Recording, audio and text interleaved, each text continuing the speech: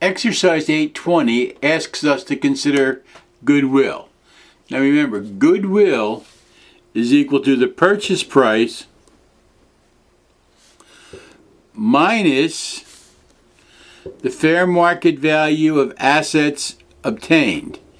Now, with that, you also consider liabilities. So if you spent $3 for a building, a company, and there was $2 worth of liabilities, the assets you purchased, the net assets were worth $1.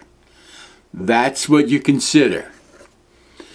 So the fair market value of the assets, purchase price minus fair market value of the assets equals goodwill.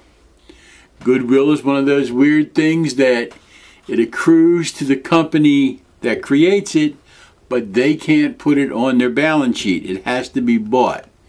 So in this case, we're told that they paid $2,500,000 for this business, and the fair market value of all the assets was, of the net assets, fair market value of the net assets is the term, and that's what they're referring to here.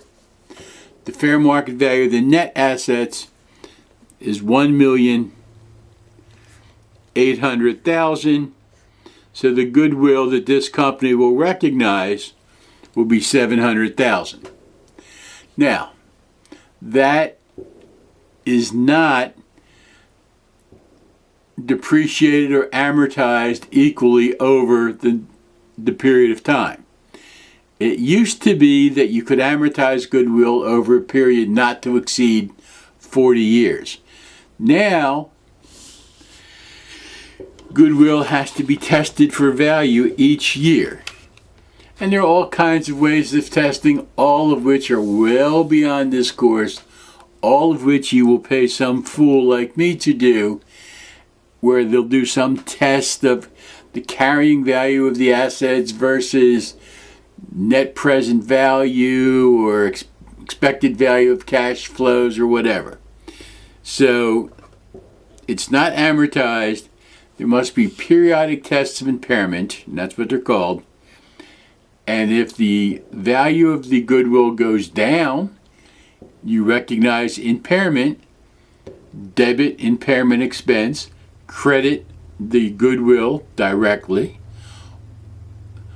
However, if the goodwill stays the same or actual goes up, you do nothing. And goodwill is only recorded when it is purchased.